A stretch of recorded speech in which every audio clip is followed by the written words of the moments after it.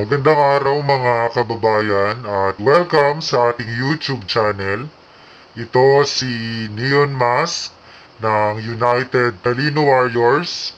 At kung bago ka sa channel na ito ay pindutin mo na ang subscribe button at bell notification button para lagi kang updated sa ating mga reviews sa iba't ibang mga kumpanya at reaction sa mga nangyayari sa ating paligid. Para nga sa episode na ito ay meron na naman tayong panibagong kumpanya na bibigyan ng mas malalim na pagkakakilanlan at pag-aaral kung sila ba ay legit o isang scam. Huwag na natin itong patagalin, simulan na natin. Ito nga ay ang Trade Hub o Trade Hub PH. Nandiyan ipapakita natin yung kanilang logo. So, ating alamin mga kababayan kung paano ba kikita kapag ikaw ay sasali dito sa Trade Hub. Very recently lang ito mga kababayan na-launch. Nandyan ipopost natin December 7, 2021 at very promising yung kanilang offer. For as low as 1,000 pesos ay kikita ka ng 150%. That means magiging 2,500 pesos ang iyong pera in just 20 days.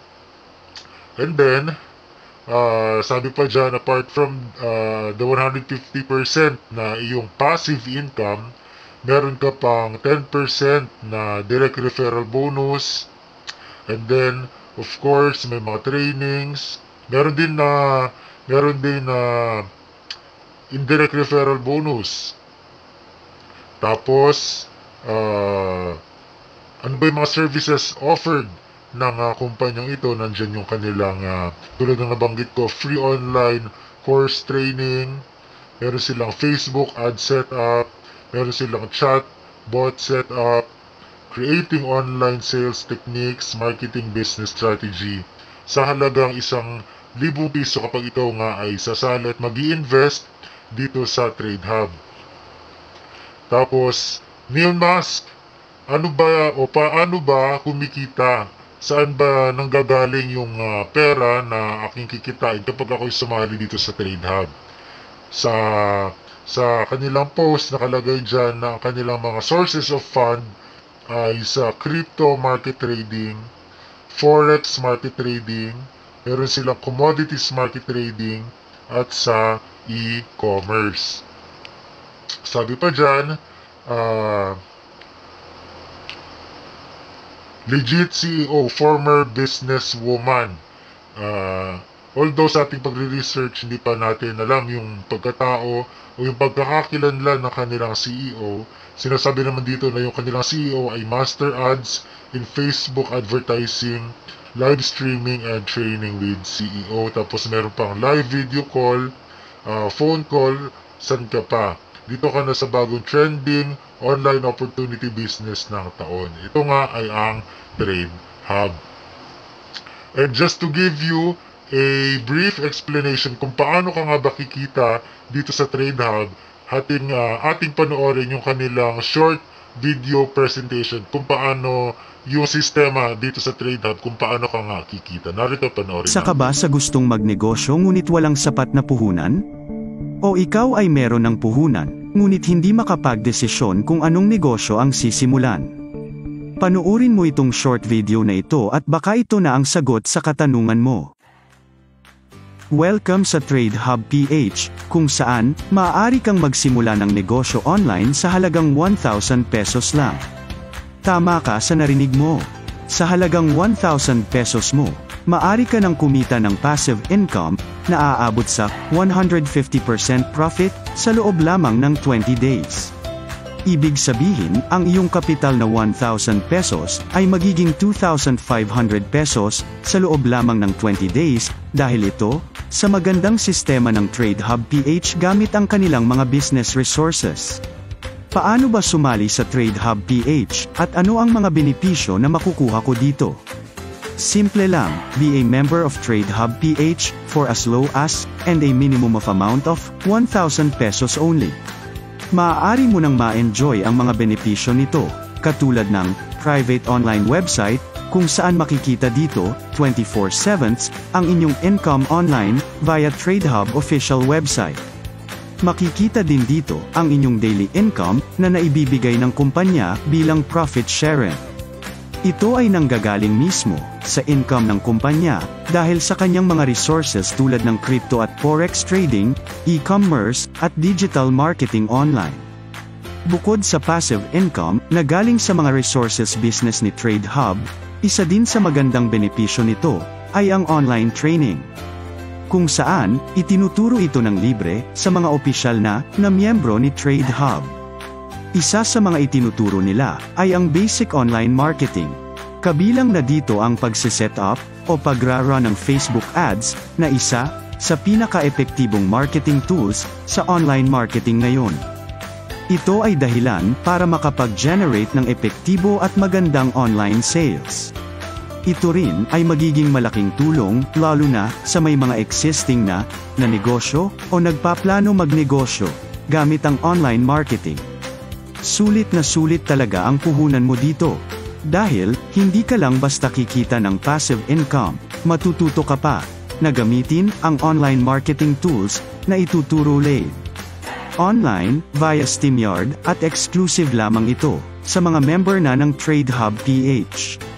Kaya, ano pa ang hinihintay nyo? Join na, and be one of us na kumikita na, natututo pa ng mga effective business strategy online, dahil sa free online courses training dito, sa TradeHub PH.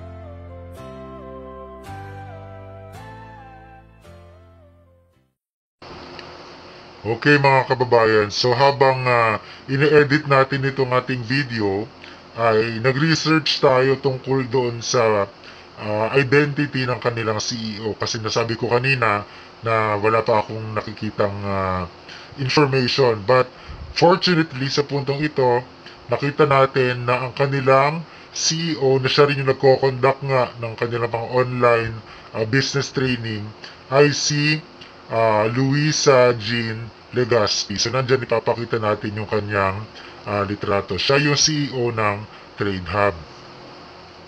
Now, gusto ko rin ipakita sa inyo mga kababayan, andyan ipopost ko na yung com plan o yung commission plan ng TradeHub, kung saan as low as 1,000 pesos kikita ka ng 2,500, magiging 2,500 after 20 days.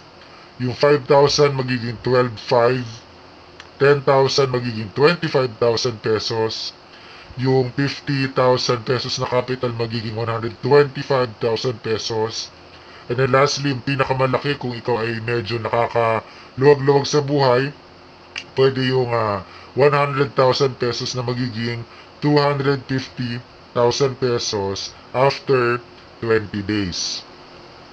Tapos, total na nalaman na rin natin yung identity ng kanilang CEO, and sinasabi naman nila na very recently lang sila nag-launch. Hindi ba dapat, tulad ng mga nagawa na natin ng contents before, dapat bago ka pa mag-operate at tumanggap ng pera at mag-solicit ng pera mula sa mga potential investors, potential members, dapat kumpleto ka na ng legalities.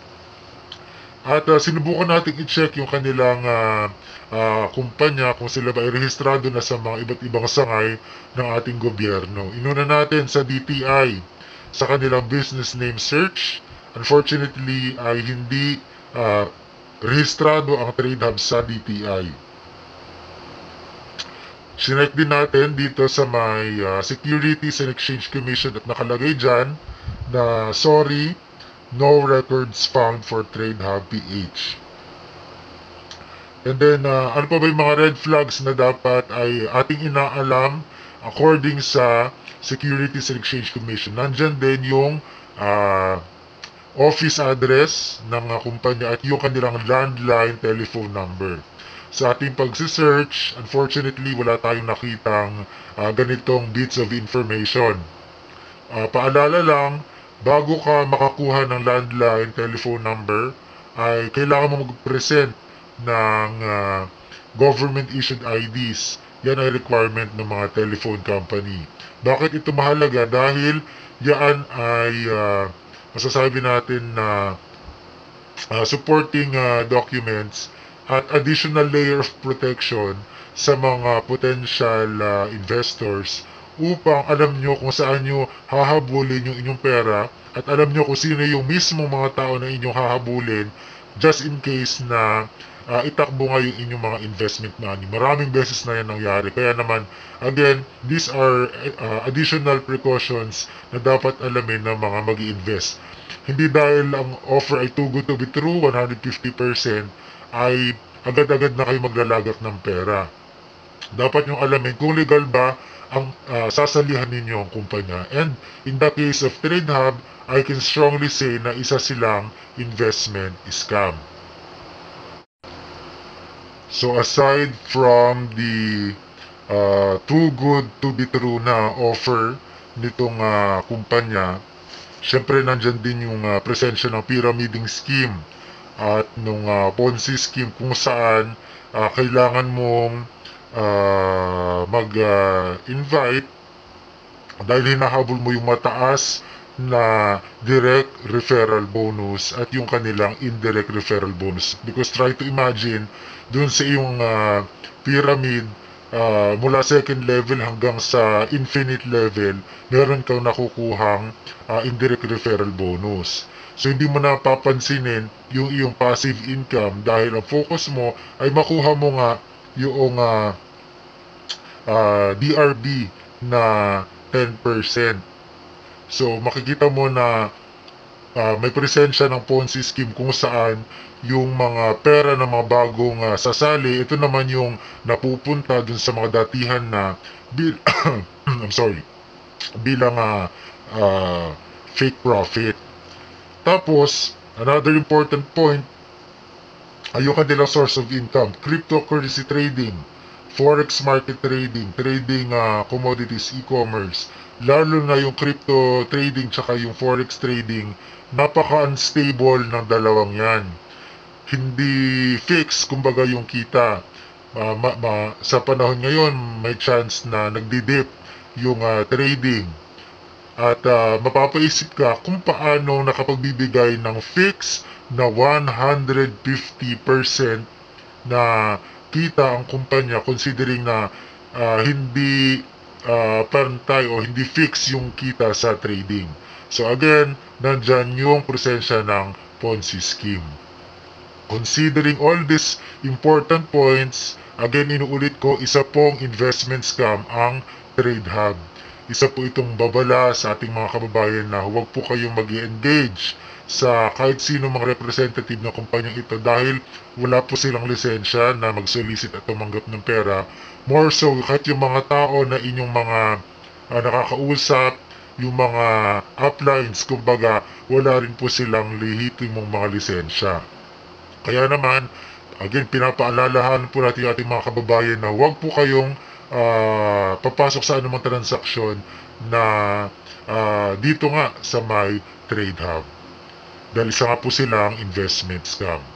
At dito na po natin tatapusin yung ating video. Medyo napahaba yata, pero maraming salamat po sa inyong panonood, lalong-lalo na sa ating mga subscribers, sa mga commenters, sa ating mga supporters, at sa mga tao na nagre-request ng ganitong content. Gusto ko rin magpasalamat sa ating mga kasamahan sa United Talino Warriors. Nariyan po yung kanilang mga YouTube channel, supportahan nyo rin po sila. Muli po, ito si Neon Mas ng United Talino Warriors.